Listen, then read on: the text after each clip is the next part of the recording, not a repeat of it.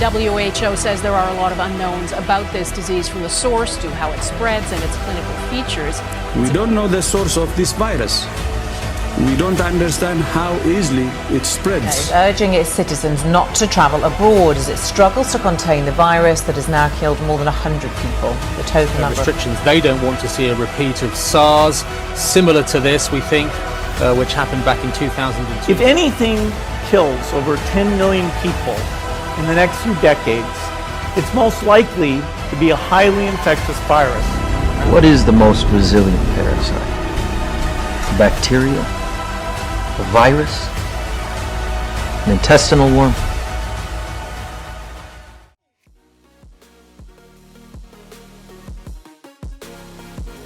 I would like to add, I did a research where I found that the regional development indicate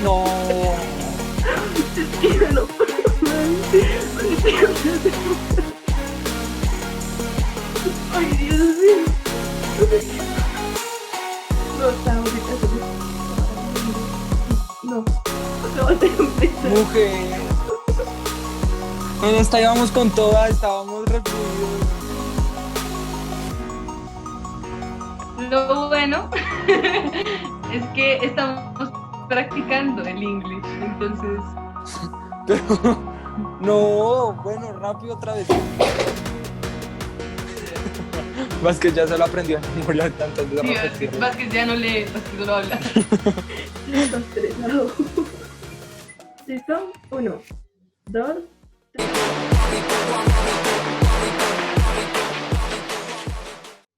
Hello guys, and welcome to another episode. Today we're gonna talk about education and inequality. So let's start. Okay, so I'm gonna talk firstly about the initial education plan in Colombia. They hope to be in 2022 at 2 million kids with initial education. This means an increment of 67%, passing from 5.3 million of kids to 7 million kids in the PAE. Also, this means single day students work, and it's from May. It has been started from May to 2019, and this has shown good things because there's an increment from more than 40% of students with this single day in the same period about 2018, reaching 1.57,386 million students on the official sector. Also, Colombia hope and wish to reach 1.8 million of students in 2022. I would like to add more information. I did a research where I found that the regional development indicator of Latin America, where the Los Andes University participates, shows that Colombia is the most unequal country in Latin America. Around 25 indicators that are education, health, security, cohesion, economic activity, climate, and gender. But I found that like 4 years ago, in 2018, there was another study, an oldest one, that for that moment Colombia was the third most unequal country. So in those 4 years, Colombia became into the first or the most unequal country. That old study was made by the Apuntes del CENES journal by Eduardo Vallejo Zamudio, the director of that journal. And we would like to ask you, Ms. Mariana and Ms. Valentina, what do you think about this situation? For example, the trending situation of the, as here in Colombia we say marchas. What do you think about that? Okay, I think these two topics are connected because inequality refer to education because not all the children have access to education in Colombia, and people protest for this reason because we are, as Sean said, a country inequality, and it's terrible for the young people because this is their future. Um, as a human being, I think like everyone and every human being has the same rights. It doesn't matter if somebody has money and I don't have money, or vice versa. It's the same thing. I think that everybody needs to have the same rights in all the like the aspects of life. Like it can be education, or it also can be health.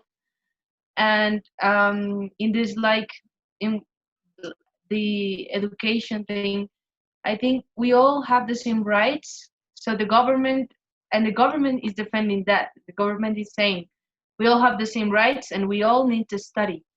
And then if we all need to study, then the government should give the education the the exact amount of money that they will need.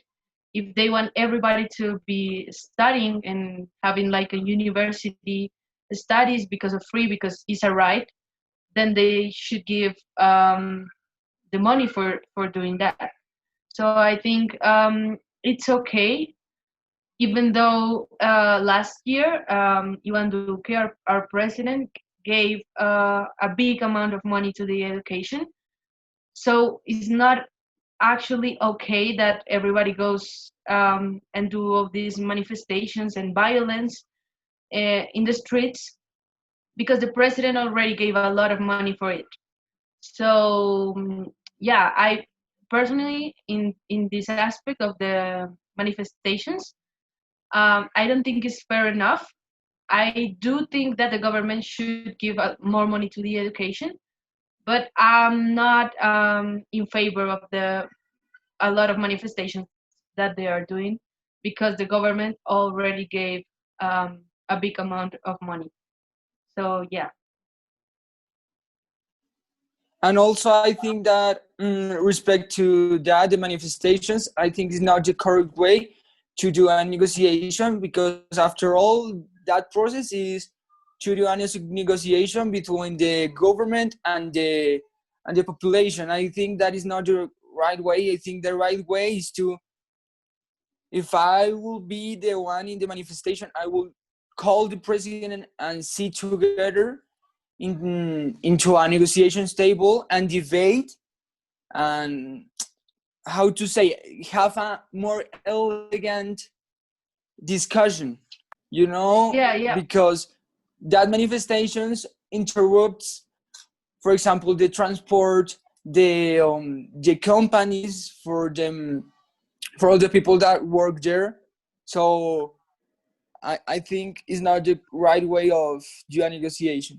Yeah, because the government, like, is not the right way to treat the government, because the government is also giving a lot of money for every right.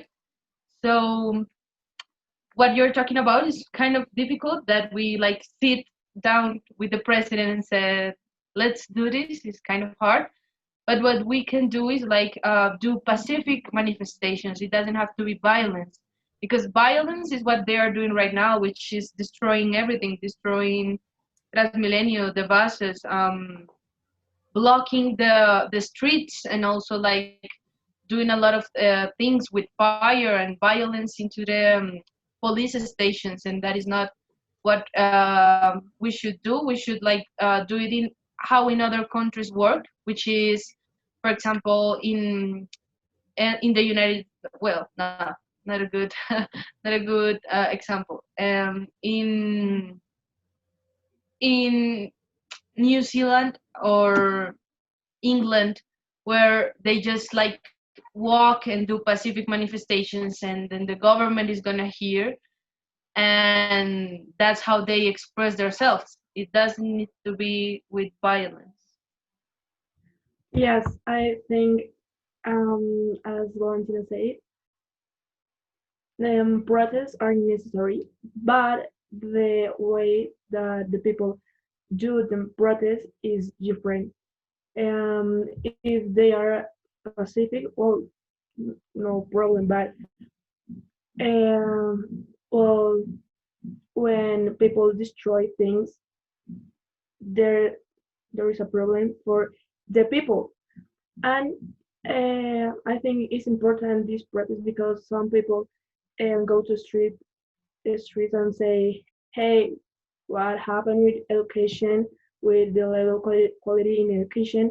It's important for our kids, and we need answers with that because we know um, education in Colombia is terrible, and probably the government gives some money, but the education is terrible.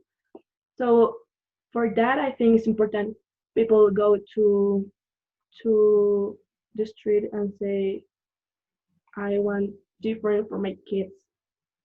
I want something different for my kids.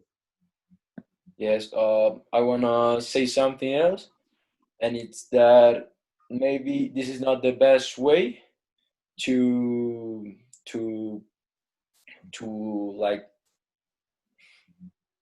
to want something and to to to fight for it. But there are some solutions that have government had already proposed, and they are on their way to make them better and improve them. One of them can be like Generation E. Uh, this program benefits like 46,510 young guys that they are not in a good economic state or moment. This gives to them an access to a high quality education program through the components that I said before, or that is equality and excellence. Also, they hope as they are working on it, they are not already reached the top or the best moment of this program, but they are looking for a benefit of the fourth of a fourth. Let's go to commercials. Tormuelitas presenta Buenas noches con Colgate. Llegó la hora de dormir, antes de irnos a acostar, vámonos a cepillar muy bien los dientes con crema dental. Chiqui, chiqui, chiqui, chiqui, te lo recomienda Colgate. Chiqui, chiqui, chiqui, chiqui, chiqui, chiqui, chiqui, te lo recomienda Colgate. Chiqui, chiqui, chiqui, chiqui, chiqui, chiqui, chiqui, te lo recomienda Colgate. Okay, so with this, we have concluded everything. Thanks for watching us and see you in the next episode. Bye.